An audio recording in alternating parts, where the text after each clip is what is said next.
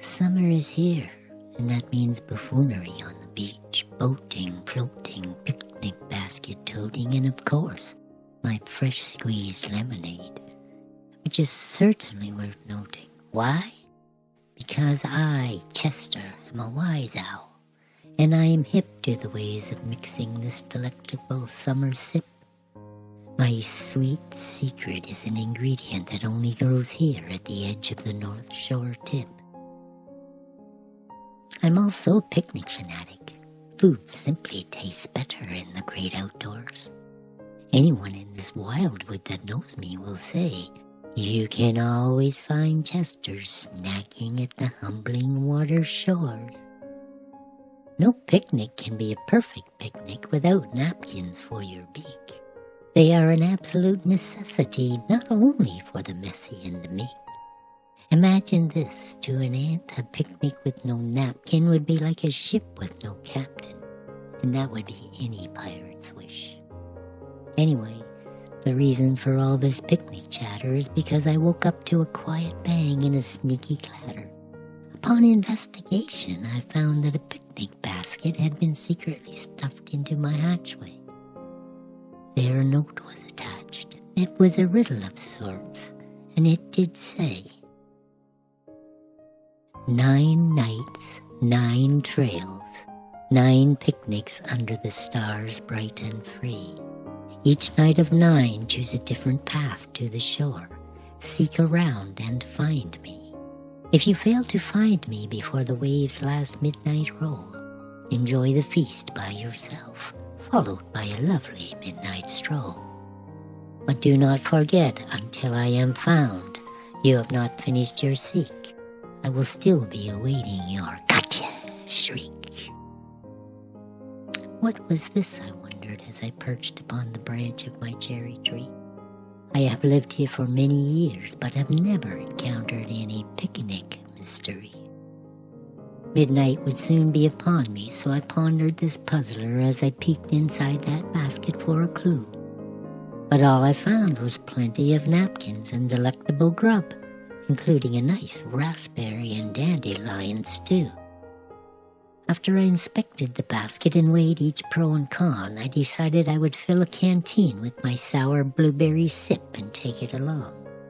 I had an offer of my own for this mysterious picnic basket packer, an offer that could help those baskets take off faster than a snail on a flying firecracker.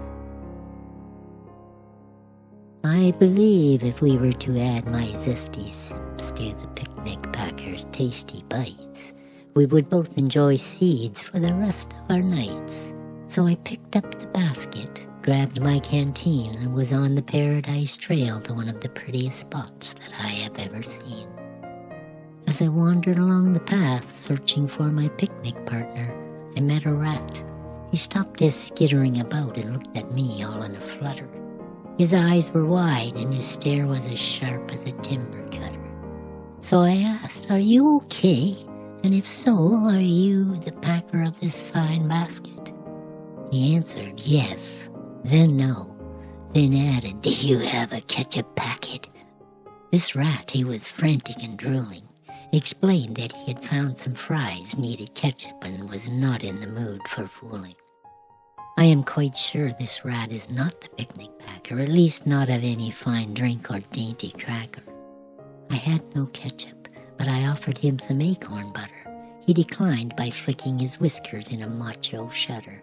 I suggested good luck and then continued along the trail in search of the picnic creator.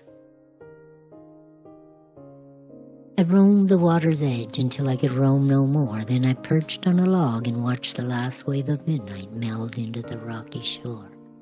Just as I began to unpack the picnic grub, from the inlet behind me I heard a splash. Could that be the mystery packer? If so, too bad I spilled my sipping stash. Then along swam a duck, I think, because the duck looked quite bizarre. I wondered, did this duck fall from a shooting star? The moon with its blaze turned the space duck aglow. It looked at me, I looked at it, and poof, where did it go? Now it is no secret that a hungry tummy becomes a growly bear. but I also believe that a hungry mind can make you see things that are not there. So I took all those alien thoughts and set them aside. I ate everything from the picnic basket, and my taste buds went on a delightful ride. I had not pecked on such a tasty meal in a donkey's age. The chef must be wise to know the importance of a pinch of blackberry sage. The after-meal stroll was also delightful. Thankfully, no more alien ducks. That was just frightful. Now, back at my tree, I sit under the stars with my thoughts swirling around. Would there be another picnic basket in my hatchway after the next sundown? I shifted my thoughts to the basket packer hiding somewhere in the woodland. Who could it be? Why pick me, and will they be a new friend? The next night again I was woken by the sounds of desperate fumbling, and upon a quick investigation found a picnic basket extraordinaire, which had my belly rumbling. So I filled my cold canteen, this time with ginger lemonade, snatched up the basket and headed for the trail that the evergreens shade. It is a slow pace along the snail trail, for you must go slow to enjoy the honey-scented air and wild bloom's vivid detail. Indeed, there is rows of scented flora, and the air is sweet as it could be. But no picnic packer anywhere, as far as I could see. However, there was a bloated skunk in my view, and the stinker seemed quite frustrated. That was until he saw the picnic basket, and his persona changed to fascinated. I had an unpleasant conversation with that striped scoundrel who smelled like rotten socks. He said he's trying to sweeten that smell with a 3-day juice detox. So in the end, I got to keep the picnic hamper, but that punk skunk snatched my canteen and took off with a scamper. At least the picnic was next to a puddle of endless sips, so that was not a concern. What did have my feathers ruffled was the stare from that duck.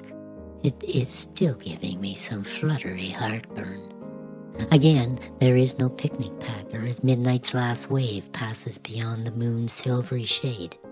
I guess there will be another delectable meal for two, enjoyed by one wise blue owl on a picnic crusade. After another fine nibble and a calming stroll along the water's edge, I flew to Willow's nest. We sipped on tea, and I told of my frights and fun on my mysterious picnic quest. Willow has always dreamed of flying out into the galaxy to meet a space alien and to live there. She will no doubt head to the lake at sunrise in search of the duck with the hypnotic stare. Once back at my hatchway, ready to snore, I drifted off to the echo of the new day's waves washing up the north shore. From the sounds of distant crashing waves to the howls from many furry creatures' caves. This means the sun has now set, but no picnic basket yet, my heart sank. I had gone to sleep secretly hoping to wake to the sound of another clumsy clank. I was indeed enjoying the mystery of the picnic packer's pastime. Perhaps next sundown will bring another mystery, but what will I do in the meantime? Hey! Would you like me to tell you a little bit about this fascinating feathered storyteller from a cherry tree? I gladly will if you have a little more time you can spare to spend with me. I shall begin by noting I am a unique owl, and I come from a long line of uniqueness. We are different, and we like it that way. Our feathers come in all colors. Our hoots are more of a drawn-out howl. And every one of us sings in our sleep, so they say. Oh yes, we also dream wildly when Mother Nature paints the clouds in a brilliant color scheme. We dream about riddles, nibbles, and alien trips on spaceships, or maybe a moonbeam. These things are amazing, but they don't give me the wow, like being a daddy to an orphan cow. I found Moo inside a cranberry bush hiding from a lightning bug. The pitiful thing was lost, scared, needed some grub, a scrub, and a big old wise owl hug. That chance meeting blossomed into a whole hoot of love for this needy big peewee. Moo is now happy, and he has said he's never leaving this meadow, and that's just fine with me. Speaking of Moo, I must visit and take him a cookie or two. Then after next sundown, I will report back to you. Yeah. Who taught me that? I have a picnic basket and it arrived along with another bumpety thump. I am pretty much sure this picnic packer does not work in a library. Or maybe all that banging and clattering are meant to stir up more of that out of the ordinary. Regardless, I have another path to choose, and the wind has whispered that Mother Nature will be playing with color tonight. The rock has the best view in the meadow for a show of the north shimmering light. So I will fill my new canteen with bumbleberry lime twist, take the basket, and head into the mist. The rock hugs my next path as it leads down to the bay. This time I headed east to where the cliffs line the way. As I skittered down the trail, I watched and listened for the packer. The wilds were eerily quiet, though. When I reached the rock, I realized that all the critters were here watching nature's magic show. "Any mystery picnic packers here?" I hooted out to the crowd. All I got back was, "Hey man, you're squawking too loud." Then I noticed Mr. Swiggles as he slithered quite quickly over the stone wall. Could a snake pack a picnic basket with no limbs at all? I took one more look at the light show spectators, which were all spellbound. Not one looked like a picnic packer, so I skittered back to the path and headed on down. It was a warm night and the sky began to cloud over. Then the wind picked up and the air turned colder. I sped up a little and began calling out into the squall. "If the packer is out here, we should start this picnic before the rain starts to fall." I waited by the water's edge as the last wave of midnight rushed the shore. Again I dine alone as the wind in the trees plays a dreamy classical score. I finished every morsel and sipped the canteen clean dry, as I wondered why this mystery critter is so difficult to spy. Maybe I should revisit that riddle and think it further through. Could it be the part that says stars so free? Is a shooting star a clue? I watched the storm roll in, moving in slow motion. It made my focus feel a little hazy. Then I spied a hedgehog floating on a giant daisy. Well, maybe not a daisy, but a hedgehog on a very large posy. It looked like a Martian bloom, but the mammal looked all normal, cute and cozy. Then from the mist far off in the distance, I hear Willow tweeting, "Chester, wake up and check out the colorful clouds this evening." What a coincidence. I was just telling of painted clouds and wild dreams with moonbeams. This is all beginning to make some sense now. Maybe there was no picnic packer, no napkins, or delectable nibbles. Perhaps while the colored clouds were dancing, I was chasing myself in that dreamy riddle, while I slept through a day beneath the iridescent clouds. Pleasant dreams, sleepyheads. Your friendly wise blue owl, Chester.